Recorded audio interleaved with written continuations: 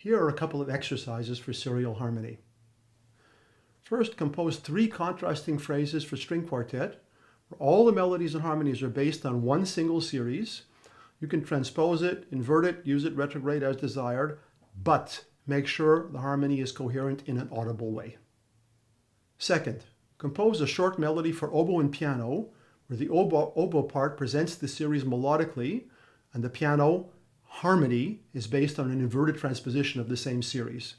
Again, make sure the harmony is audibly coherent.